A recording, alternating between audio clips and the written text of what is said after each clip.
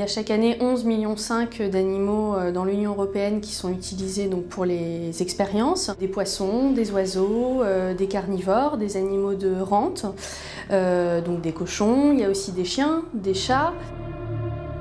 Toutes les espèces peuvent servir aux expériences. C'est des animaux qu'on ne voit ou qu'on ne verra jamais quand on ne travaille pas au sein d'un laboratoire. On ne verra jamais en fait l'animal de laboratoire.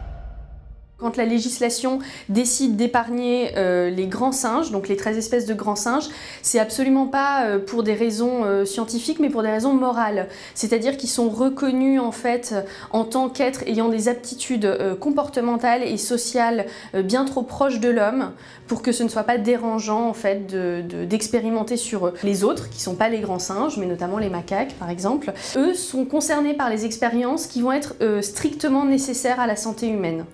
Et quand on lit ça dans un texte de loi, on se demande ce que sont en fait les autres expériences, qui ne sont donc pas par essence strictement nécessaires à la santé humaine. La directive européenne ne rend pas l'anesthésie obligatoire. Elle est évidemment fortement recommandée, mais elle est toujours laissée à la liberté du protocole si c'est jugé nécessaire. L'usage en fait des méthodes substitutives n'est pas du tout systématique quand elles existent. Elles ne sont pas forcément utilisées, alors que la directive normalement oblige les unités de recherche à utiliser les méthodes sans animaux quand elles existent. Un exemple très concret, le test de Dress qui est mené sur les yeux des lapins et qui consiste à une irritation oculaire des lapins.